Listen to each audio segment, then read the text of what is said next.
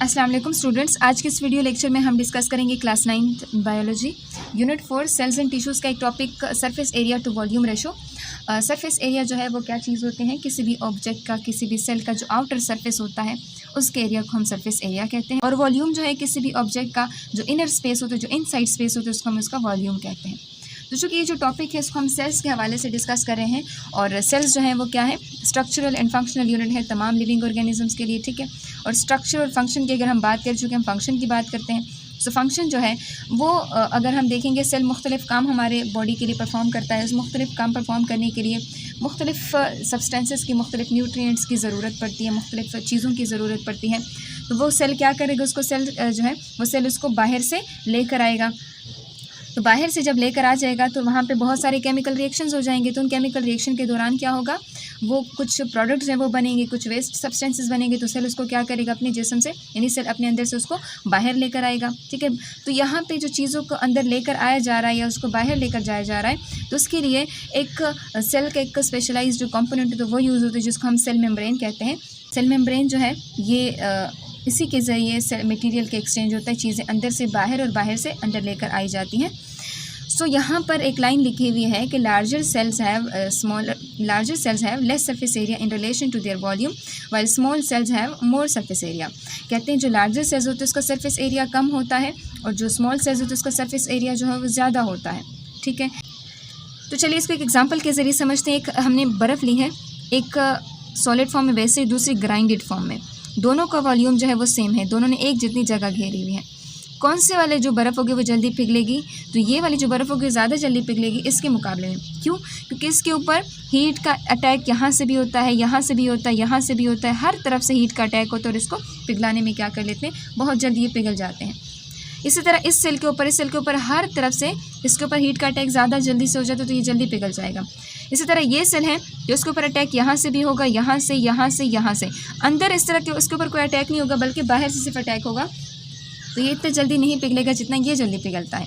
तो सेल भी ऐसे ही होते हैं कि सेल का जो साइज़ होता है अगर जितना स्मॉल होगा तो वहाँ मटेरियल का एक्सचेंज ज़्यादा जल्दी हो सकेगी बनिस्बत लार्जर सेल्स के, ठीक है। तो यहाँ पे यहाँ एक फ़िगर आपको दिया हुआ है, फिगर 4.19। इसमें कहते हैं एक लार्ज सेल आपको दिया हुआ है और 27 जो है वो स्मॉलर सेल्स दिए हुए हैं। देखें तो इन दोनों का जो वॉल्यूम है, दोनों ने एक जितनी, देखें एक सेल और 27 उतने ही सेल्स, दोनों ने एक ही जितनी जगह घेरी है, लेकिन जो दोनों का सरफेस एरिया है वो क्या है, वो डिफरेंट है। देखिए 5400 और देखिए 16,000। तो दोनों का जो सरफेस एरिया है वो क्या है, वो अलग है। वो हम देखेंगे कि कैसे अलग है। सो कहते हैं कि यहाँ पे वॉल्यूम की अगर हम बात करें दोनों के लिए, अगर टोटल वॉल्यूम हम कैलकुलेट करेंगे तो आप जानते हैं कि एक सेल है उसकी लेंथ भी 30 है, उसकी विड्थ भी 30, उसकी हाइट भी जो है वो भी 30 है। तो हम वॉल्यूम की अगर हम कैलकुलेशन करते हैं तो वॉल्यूम में हम तीन चीज़ें लेते हैं, लेंथ, विड्थ और हाइट। सो लेंथ को विड्थ के साथ, विड्थ को हाइट के साथ, तीनों को मल्टीप्लाई करेंगे तो 27,000 माइक्रोमीटर क्यूब वैल्यू आ जाएगी हमारे पास। ये दोनों का वॉल्यूम है, दोनों ने इतनी ही जगह जो है वो घेरी हुई है। अब इसके सरफेस एरिया की हम बात करते हैं कि इन दोनों का सरफेस एरिया जो है वो 16,000 और यहाँ पे 5400 क्यों आ रहा है। सो कहते थे total surface area is very different for both. अगर हम देखेंगे larger cell and smaller cells, कहते हैं because the cell has 6 sides, क्योंकि सेल्स जो होते हैं उसके 6 साइड्स होते हैं। अब चूँकि हम क्यूब की बात कर रहे हैं तो आप समझ लें आप अपने एक कमरे को, और एक कमरे की आप छत भी होती है, कमरे का फर्श भी होते हैं, 2 साइड्स ये हो जाते हैं और 4 उसकी दीवारें हो जाती हैं, तो 6 साइड्स हो जाते हैं। अब अगर हमारे पास ना आपके एक सेल है, उसकी एक साइड की जो लेंथ है वो 1 है, ठीक है। तो उसका सरफेस एरिया हम कैसे कैलकुलेट करेंगे, तो जब स्क्वायर की बारी आती है तो स्क्वायर के लिए हम एरिया जो कैलकुलेट करते हैं वो लेंथ मल्टीप्लाई लेंथ या फिर लेंथ मल्टीप्लाई विड्थ हम देखते हैं। तो एक लेंथ भी 1 होगी, दूसरी लेंथ भी फॉर एग्जांपल 1 है, तो आपके पास 6 के साथ उसको मल्टीप्लाई करेंगे तो आपके पास 6 आ जाएगी। लेकिन अगर आप यहाँ देखें तो एक साइड की जो लेंथ है वो 30 आ रही है, तो एक साइड की लेंथ 30 चूँकि क्यूब है तो उसकी विड्थ भी बराबर होगी, तो 30 को 30 के साथ मल्टीप्लाई करेंगे तो 900 समथिंग आएगी वैल्यू। फिर 900 को 6 के साथ मल्टीप्लाई करेंगे तो 5400 माइक्रोमीटर स्क्वायर वैल्यू आ जाएगी। किस चीज़ के, एक बड़े सेल्स का सरफेस एरिया हमारे पास आ गया। अब हम स्मॉलर सेल्स की बात करते हैं। ये जो एक स्मॉल सेल है, ठीक है, इसकी लेंथ कितनी है, वो 10 माइक्रोमीटर है। इसी तरह अगर आप इसकी विड्थ देखें तो वो भी कितनी होगी, वो 10 माइक्रोमीटर होगी।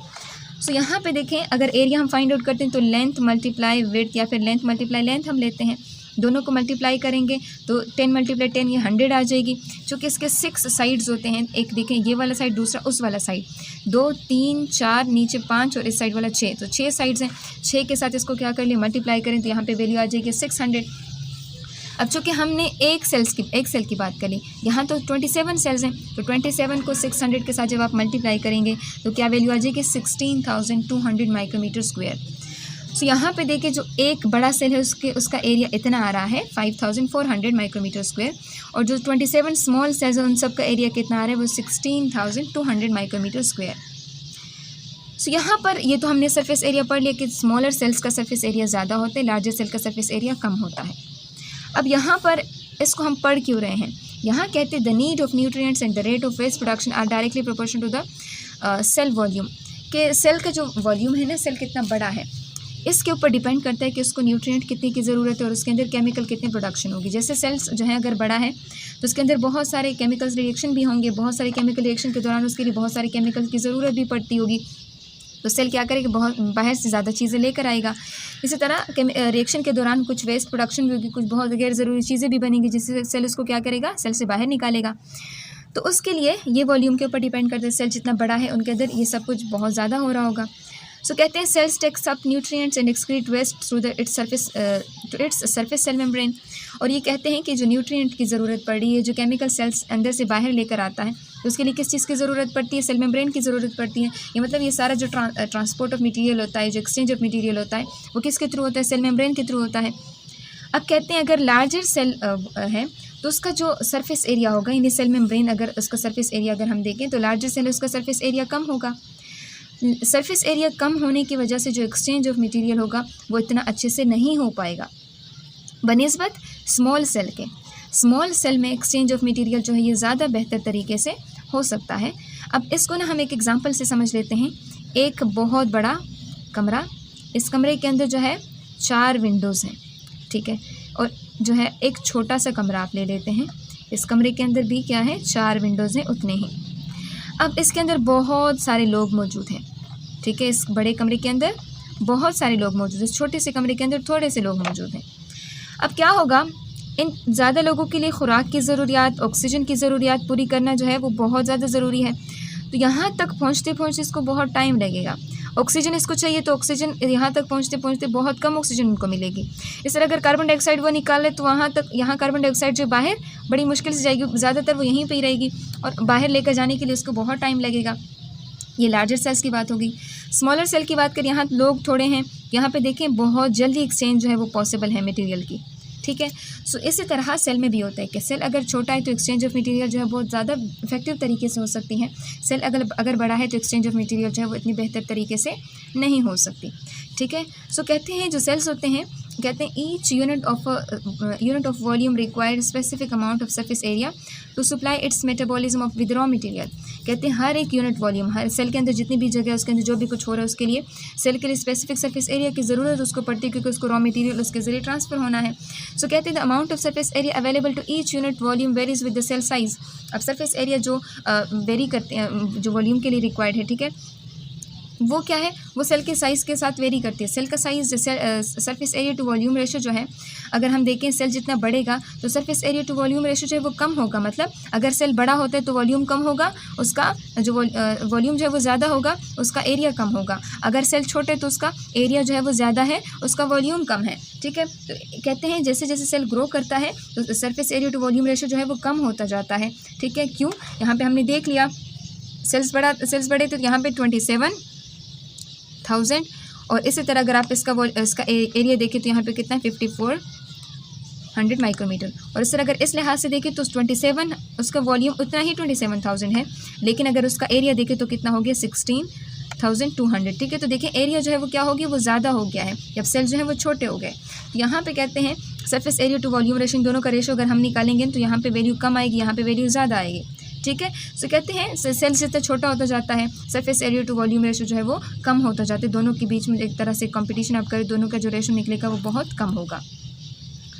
अब कहते हैं कि एक पॉइंट ऐसा आएगा कि सेल जो है बहुत अगर कहते हैं इन दोनों का जो रेशो है जो इतना स्मॉल हो जाएगा, ठीक है, कि जो रॉ मटेरियल की जो ट्रांसपोर्ट है ना सेल के अंदर लेकर आना या फिर एक्सचेंज ऑफ मटेरियल जो बाहर लेकर जाना, ठीक है, ये क्या हो जाएगा, बहुत मुश्किल हो जाएगी। इस वक्त जो है कहते हैं this point the cells can not gate larger, तो इस वक्त जो है सेल जो है और बड़ा नहीं हो पाएगा, ठीक है। तो ये चीज़ हमने देख ली, यानी surface area to volume ratio की हमने बात करी कि सेल जो है जितना बड़ा होता जाता है उसका जो वॉल्यूम होता है, उसका जो एरिया होता है उतना वो कम होता जाता है। अब यहाँ पे एक एग्जांपल, एक एक्टिविटी आपको दी हुई है, कहते हैं आप लोगों को 2 क्यूब्स दिए हुए हैं, एक क्यूब ए है, दूसरा क्यूब बी है। क्यूब ए अगर आप देखें तो इसमें आप देखें, अगर आप इसका वॉल्यूम फॉर एग्जांपल देखते हैं, इनका volume to surface area to volume ratio इन्होंने आपसे मांगा है, तो इसका वॉल्यूम और इसका वॉल्यूम, सबसे पहले हम स्मॉलर क्यूब की बात करते हैं। तो अगर इसका एरिया अगर हम बात करेंगे तो एरिया चूँकि 2 लेंथ मल्टीप्लाई लेंथ होते हैं, दोनों को मल्टीप्लाई करें तो 1 स्क्वायर सेंटीमीटर आ जाएगा। चूँकि एक क्यूब के 6 साइड्स होते हैं तो 6 को उस 1 स्क्वायर को 6 के साथ मल्टीप्लाई करें तो आपके पास 6 स्क्वायर सेंटीमीटर आ जाएगा। अगर हम वॉल्यूम की बात करेंगे तो वॉल्यूम लेंथ मल्टीप्लाई लेंथ की बात करेंगे तो देखें यहाँ से 1 आ जाएगा। सो इन दोनों का surface area to volume ratio 6:1 है, जो कि ज़्यादा है बनिस्बत लार्जर क्यूब के, क्योंकि उसकी जो एक साइड की लेंथ है वो 10 है। जब हम एरिया फाइंड आउट करेंगे तो लेंथ मल्टीप्लाई लेंथ देखेंगे तो 10 × 10 100, चूँकि 6 साइड्स होते हैं तो 6 साइड्स के साथ मल्टीप्लाई करें 600 आ जाएगा। इसी तरह वॉल्यूम की बात करें तो लेंथ मल्टीप्लाई लेंथ आ जाएगा, तो यहाँ से 1000 आ जाएगा। सो इन दोनों का अगर आप रेशो निकालेंगे ना, यहाँ पे देखें surface area to volume ratio तो 600 और इस तरह यहाँ पे आ जाएगा 1000, ठीक है। तो यहाँ से ये देखो एक दूसरे के साथ कैंसिल आउट हो जाएंगे, ठीक है। तो 6 × 10, अब यहाँ पे देखें वॉल्यूम ज़्यादा हो गया तो एरिया क्या हो गया, सरफेस एरिया जो है वो कम हो गया है। यहाँ पे वॉल्यूम कम था तो सरफेस एरिया ज़्यादा था, यहाँ पे वॉल्यूम ज़्यादा हो गया तो सरफेस एरिया जो है वो कम हो गया है, ठीक है। इन दोनों को अगर आप 10 के फर्दर इसको 10 के ऊपर डिवाइड करेंगे तो यहाँ पर 0.6 वैल्यू आएगी, यहाँ पर जो है वो 1 आएगी। तो यहाँ पे देखिए सरफेस एरिया और कम हो गया, अगर वॉल्यूम 1 है तो सरफेस एरिया जो है वो बहुत कम हो गया, 0.6 हो गया है। तो यहाँ पे हमने देखा कि जितना सरफेस एरिया वॉल्यूम बढ़ता जाता है सरफेस एरिया उतना ही कम होता जाता है। एक्टिविटी 4.2 में आप देखें तो देखें एक क्यूब्स आपको दिए हुए हैं, तो इनका कहा गया है कि इसका एरिया आप फाइंड आउट करें और इसका वॉल्यूम देखें, उनको कंपेयर करें। तो एरिया जो है अगर इसकी लेंथ हम देखेंगे, लेंथ मल्टीप्लाई लेंथ की अगर हम बात करेंगे तो क्या होगा, 1 सेंटीमीटर मल्टीप्लाई 1 सेंटीमीटर, तो दोनों को मल्टीप्लाई करेंगे तो 1 सेंटीमीटर स्क्वायर आएगी वैल्यू। इसी तरह अगर आप वॉल्यूम की बात करेंगे तो लेंथ मल्टीप्लाई लेंथ होगी बात, इसी तरह तो 1 सेंटीमीटर, इस तरह मल्टीप्लाई 1 सेंटीमीटर मल्टीप्लाई 1 सेंटीमीटर, इतनी आएगी। तीनों को मल्टीप्लाई करेंगे तो वैल्यू क्या आएगी, 1 सेंटीमीटर क्यूब आपके पास वैल्यू आ जाएगी। तो ये वॉल्यूम हो गया। अब चूँकि एरिया के अगर आप क्यूब की बात करेंगे तो क्यूब जो है इसके 6 साइड्स होते हैं, तो 6 को 1 के साथ मल्टीप्लाई करेंगे तो आपके पास 6 सेंटीमीटर स्क्वायर आपके पास वैल्यू आ जाएगी, एरिया की वैल्यू, और ये वॉल्यूम की वैल्यू है। इस तरह लार्जर क्यूब की अगर हम बात करेंगे तो लार्जर क्यूब के लिए अगर हम एरिया जो है वो फाइंड आउट करेंगे तो चलिए इसको ऊपर देख लेते हैं। एरिया अगर इसके लिए हम लिखते हैं तो क्या होगा, लेंथ मल्टीप्लाई लेंथ हो जाएगा। तो चूँकि एक साइड की लेंथ जो वो 2 है तो क्यूब के हर साइड बराबर है, तो 2 × 2 तो यहाँ पे आ जाएगा 4 सेंटीमीटर स्क्वायर, और चूँकि क्यूब के 6 साइड्स होते हैं तो इसको 6 के साथ मल्टीप्लाई करें तो आ जाएगा 24 सेंटीमीटर स्क्वायर, ये एरिया आ गया, ठीक है। इस तरह अगर आप वॉल्यूम की बात करेंगे तो वॉल्यूम में क्या होगा, देखिए इसके अगर हम वॉल्यूम की बात करेंगे तो लेंथ मल्टीप्लाई लेंथ, तो आप देखें 2, तो 2 × 2 तो यहाँ पे आ जाएगा 8 सेंटीमीटर क्यूब, ठीक है। सेंटीमीटर तो मीटर यहाँ पे आ जाएगा क्यूब। तो इन दोनों का अगर आप रेशो निकालेंगे ना, यहाँ पे रेशो 6:1 आएगा, लेकिन अगर आप यहाँ पे रेशो निकालेंगे ना तो इनका रेशो जो है वो 24, ठीक है, इंटू चूँकि हम एरिया के surface area to volume ratio बता रहे हैं तो 24 × 8 आएगा। तो यहाँ पे देखें इन दोनों को एक दूसरे के ऊपर डिवाइड करें तो यहाँ पे क्या आएगा, 3 और 1।